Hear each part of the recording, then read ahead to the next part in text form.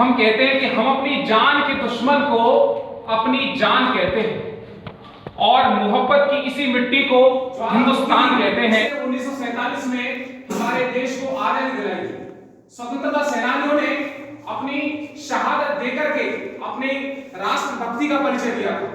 शहादत को छोटी मोटी चीज नहीं है, शहादत बहुत बड़ी चीज है कि जिसे सींचा लहू से है वो यूं ही खो, जिसे सींचा लहू से है वो यूं ही खो नहीं सकती। सियासत चाह कर विश्व बीज हरगिज बो नहीं सकती। वतन के नाम पर जीना, वतन के नाम मर जाना, शहादत से बड़ी कोई इबादत हो नहीं सकती। शहादत से बड़ी कोई इबादत हो नहीं सकती। युद्धों में 1965 का युद्ध हुआ, हमारे भारत पाकिस्तान का युद्ध हुआ। उन युद्धों में हमारे देश के वीर जवानों ने अपने प्राणों की आहुति दी, लेकिन क्या उन वीर जवानों के प्रति श्रद्धांजलि अर्पित करना हमारा केवल यही कर्तव्य रह गया है क्या?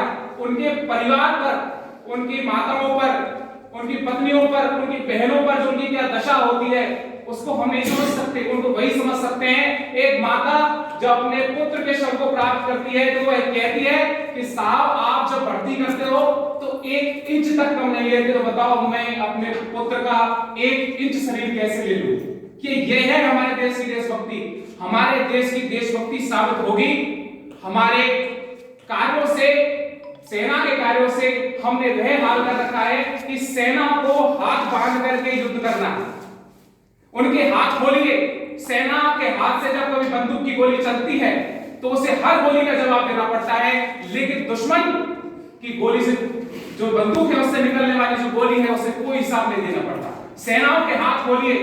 इस तरह से कार्य नहीं होते, क्योंकि कहा जाता है कि सीमाओं पर लड़ा नहीं जाता, चरखों से शोलों के आगे। रामायण पढ़ी नहीं जाती सीमाओं पर गोलों के आगे।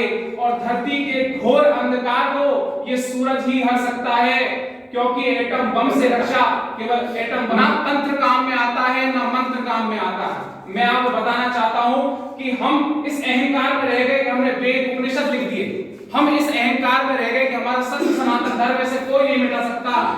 हम 1200 साल गुलाम इसलिए नहीं रहे कि हमारे पास अहिंसा थी। हम 1200 साल गुलाम इसलिए रहे हमारे पास अहिंसा थी, उन लोगों के पास हथियार थे। ना तंत्र काम में आता है, ना मंत्र काम में आता है। जो शीश काट दे दुश्मन का वो यंत्र काम में आता है। आज हमारे देश की परिस्थितियों को देखिए आप। धर्म और जातियों में विभाजित हो रहा है हमारा देश। कोई कहता है कि कोई हिंदुस्तान जिंदाबाद कहेगा तो उस देश में रहेगा, कोई कहता है कि भारत के हिस्से होंगे। हर कोई अपने अपने हिसाब से बताना चाहता है कि भारत किसका है, लेकिन मैं अपनी परिभाषा में बताना चाहता हूं कि भारत में रहने लायक आखिरकार कौन है। कि पृथक हर धर्म होता है, पृथक परिवेश होता है। हर धर्म का अपना एक अलग परिवेश है, अलग ही उसकी संस्कृति है। पृथक हर धर्म होता है, पृथक परिवेश होता है, और पृथकता में रहे मिलजुल यही उद्देश्य होता है। यहाँ रहते हैं हिंदू, मुस्लिम, सिख, ईसाई, और देश किसका है? जो समझे देश को अपना उसी का देश होता है। जो समझे देश को अपना उसी का देश होता है। देशभक्ति और राष्ट्रभक्ति को जाहिर करने के कई सारे माध्यम हैं। उनमें सबसे बड़ा माध्यम है कि हमारी राष्ट्रभाषा का, हमारी मातृभाषा का सम्मान करें। मैं कभी किसी भाषा को बुरा नहीं मानता, लेकिन सर मैं ये मानता हूं कि माता सिर्फ माता होती है। हम अपनी माता का सम्मान करें, ये हम पर निर्भर करता है। अन्य नारियों का भी आप सम्मान करें, लेकिन माता को जो सम्मान मिलना चाहिए वो उसे मिलना ही चाहिए। नीरज चोपड़ा का आपने नाम सुना होगा। स्वर्ण पदक लेकर के वो व्यक्ति आया है। जब भी उससे किसी भी समारोह में अंग्रेजी में पूछा जाता है तो वो कहता है कि आपको हिंदी आती है क्या? तब उन पूछने वालों को हंसी आती है, लेकिन उस व्यक्ति को अपने आप पर गर्व है कि वो हमेशा हिंदी में जवाब देता है। ऐसा नहीं है वो अंग्रेजी नहीं जानता। जो व्यक्ति विश्व स्तर पर जीत के आ सकता है वो अंग्रेजी नहीं जानता है, लेकिन वो अपनी मातृभाषा का सम्मान करता है। और मैं भी मैं जहां भी जाता हूं शुद्ध हिंदी में बातचीत करता हूं, लेकिन इधर उधर लोग मुझे मुड़ मुड़ करके देखते हैं। क्या पता मुझे ऐसा लगता है कि मुझे प्रभावित होकर के देख रहे हैं या मुझे नकार करके देख रहे हैं। तब मेरे मन में, मेरे जहन में एक ही बात आती है कि तुम्हारे कद की ऊंचाई सभी उड़ उड़ कर देखेंगे, तुम्हारे कद की ऊंचाई सभी उड़ उड़ कर देखेंगे, महक किरदार में होगी सभी जुड़ जुड़ कर देखेंगे।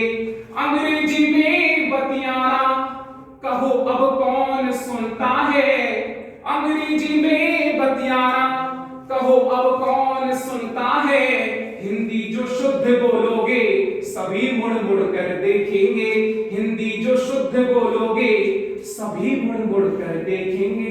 देशभक्ति को जाहिर करने का माध्यम हमारा राष्ट्रभाषा का सम्मान करें, और देशभक्ति को जाहिर करने का माध्यम है हम बालक बालिकाओं को समानताएं लाएं। संवैधानिक तौर पर तो हमने बालक बालिकाओं को सम्मान दे दिया, लेकिन क्या हम घर परिवारों को भी सम्मान रखते हैं? क्या नहीं रखते। एक बालिका के पालन पोषण में और एक बालक के पालन पोषण में बहुत बड़ा अंतर होता है। अगर हम इसको बांट दे तो ऐसी कोई ताकत नहीं जो हमें हमारे समाज को बांट सकती है। एक बालिका के मन में भी कई सारी बातें होती हैं। वो कहती है कि मुझे केवल दिल बहलाने का सामान न समझा जाए, मुझे केवल दिल बहलाने का सामान न समझा जाए, और मुझे इतना भी आसान न समझा जाए। मैं भी बेटों की तरह जीने का हक मांगती हूँ। कन्या भ्रूण हत्या और बालिका शिक्षा को हम बढ़ावा देते हैं। मैं भी बेटों की तरह जीने का हक मांगती हूँ, इसको गद्दारी का ऐलान न समझा जाए। और आजकल तो आपके ये बेटे भी हो जाया करते हैं अपने घरों से रुखसत, आजकल तो आपके बेटे भी हो जाया करते हैं अपने घरों से रुखसत। केवल लड़कियों को ही मेहमान न समझा जाए, केवल लड़कियों को ही मेहमान न समझा जाए।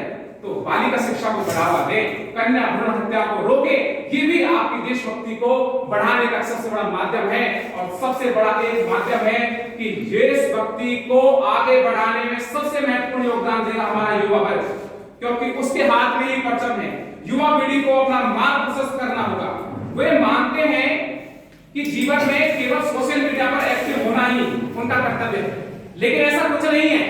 केवल स्टेटस लगा देना, भारत माता की जय घर बैठे बैठे बोल देना, यही माध्यम नहीं होता। हमारे युवाओं में संस्कार की, संस्कृति की आवश्यकता है कि कथानक व्याकरण समझे तो सुरभित छंद हो जाए, कथानक व्याकरण समझे तो सुरभित छंद हो जाए, हमारे देश में फिर से सुखद मकरंद हो जाए, हमारे देश में फिर से सुखद मकरंद हो जाए। मेरे ईश्वर मेरे दाता ये बेटा मांगता तुझसे, ये युवा पीढ़ी संभल करके विवेकानंद हो जाए, ये युवा पीढ़ी संभल करके विवेकानंद हो जाए। अतः कई सारे माध्यमों से हमें आगे अपने देश को बढ़ाना है।